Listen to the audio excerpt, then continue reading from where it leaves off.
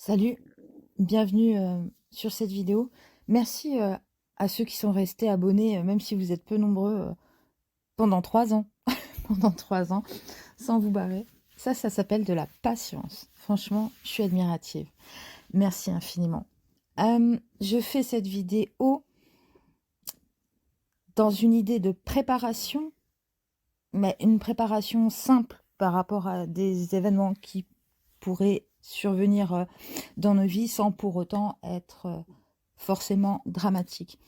Et dans toutes les vidéos de préparation, on voit à chaque fois les gens sortir des matos d'enfer, des trousses d'enfer, tout un tas de choses très sophistiquées, très pointues, qui nécessitent souvent de la formation.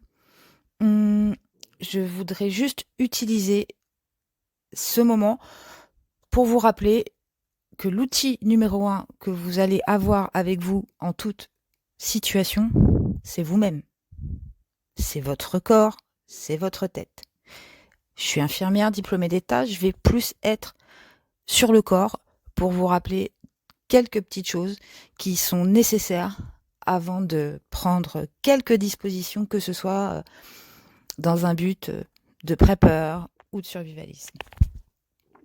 La première chose qui est hyper importante en cas de problème dans nos vies, que ce soit si on tombe au chômage demain et que du coup on perd notre mutuelle, ou un épisode de confinement de 2 mois où on n'a plus accès aux soins, ou d'autres événements potentiellement plus graves, vos dents. Vos dents. C'est un truc qui est jamais abordé dans les séries apocalyptiques. Mais je peux vous garantir que ce soit The Walking Dead, World War Z et tout ce bordel, il y a de la rage de dents, en veux-tu, en voilà. Si vous voulez pas vous retrouver dans la merde demain, prenez soin de vos dents aujourd'hui. Si vous avez des soins dentaires à faire, faites-les. Si ça ne va pas avec votre dentiste, vous en trouvez un autre. Si ça ne va pas avec le nouveau, désespérez pas, vous en trouvez un autre. C'est fondamental. Je peux vous garantir que si demain, tout simplement, vous avez une perte d'emploi qui ne va pas durer 107 ans, vous allez être moins bien moralement, vous allez être moins bien physiquement. Et comme par hasard, c'est là que vous allez vous taper la rage de dents, ou qu'une dent va se déchausser, et que, tac, vous aurez besoin d'un bridge. Et le bridge, ça va être quoi? Ça va être 800 balles, ça va être 1500 balles, voire bien plus que ça. Donc, si vous avez la chance aujourd'hui d'avoir un emploi, une bonne mutuelle, voire éventuellement un tout petit peu de sous de côté, faites vos soins dentaires. C'est aussi simple que ça. Les rages de dents et les soins, c'est toujours au plus mauvais moment que ça nous tombe sur la gueule. Ce que je vous conseille, c'est vraiment de prendre physiquement toutes les dispositions nécessaires pour ne pas avoir de problème par la suite, ou qu'il soit le moins important possible. Après les dents, les yeux. J'ai jamais vu aucune vidéo de préparation concernant les problèmes d'optique. Pourtant, il suffit de regarder autour de soi pour voir le nombre de porteurs de lunettes, quoi. Donc, première chose, si vous avez des problèmes de vue, vous vous faites suivre régulièrement. Si vous avez besoin de lunettes, ayez-les en 2 exemplaires ou 3 exemplaires. Et dans les plusieurs exemplaires que vous avez, choisissant.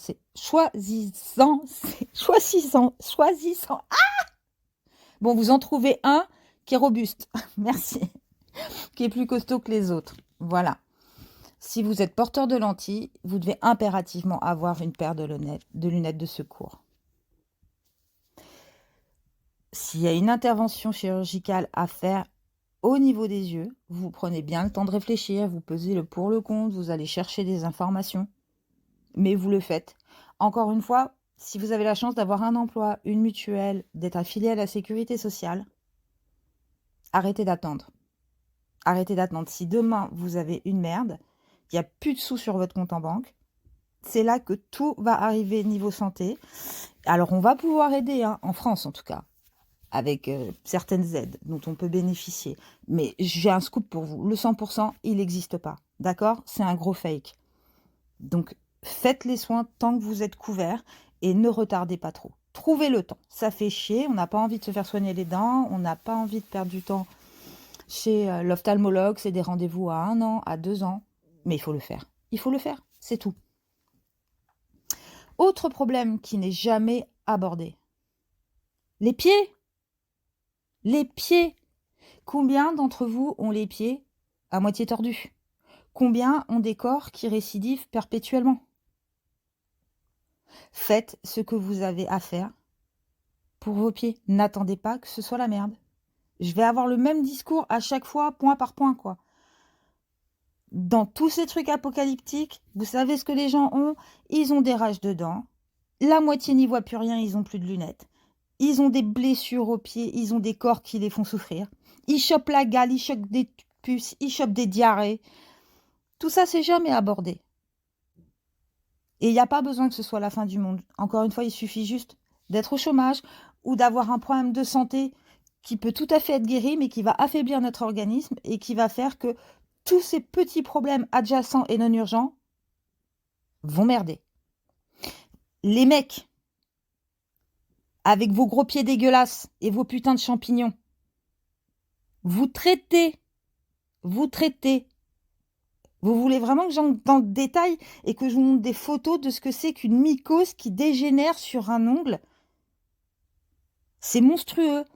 Quand on est dedans, moi j'y vais avec la lame de bistouri et sans anesthésie. Vous pouvez jouer les costauds, mais je peux vous dire que face à moi, vous êtes costaud de rien du tout. Soignez vos pieds, soignez vos mycoses.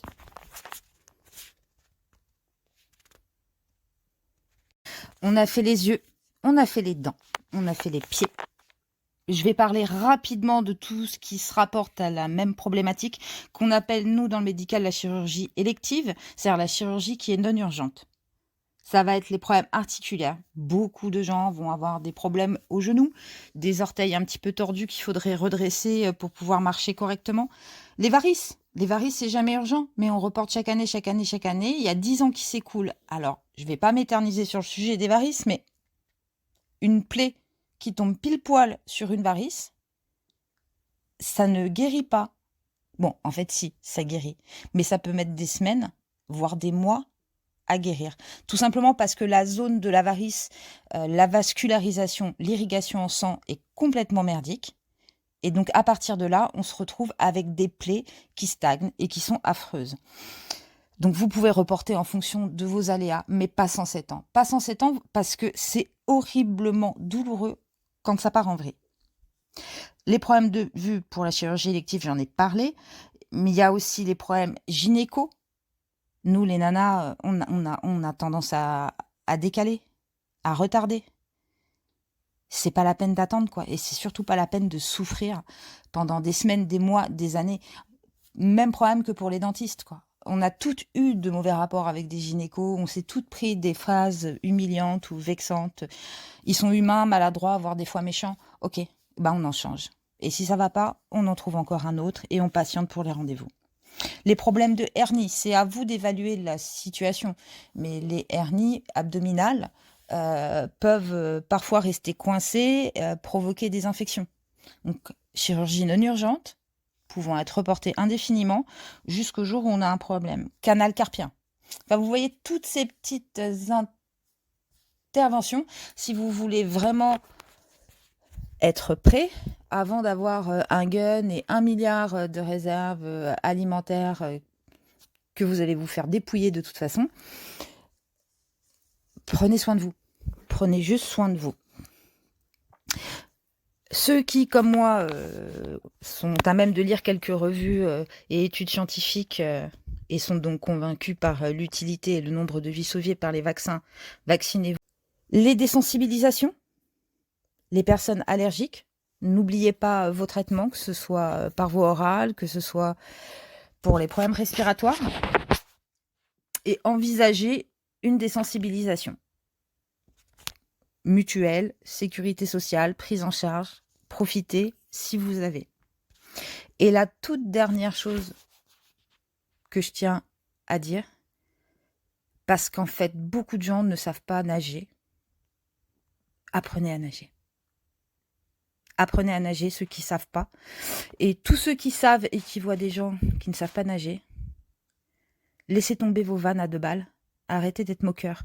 Les gens qui ne savent pas nager en ont profondément honte, surtout quand ils sont adultes, évidemment. Si en plus vous y allez d'une petite blague merdique, même pas drôle, vous les freinez dans leur élan.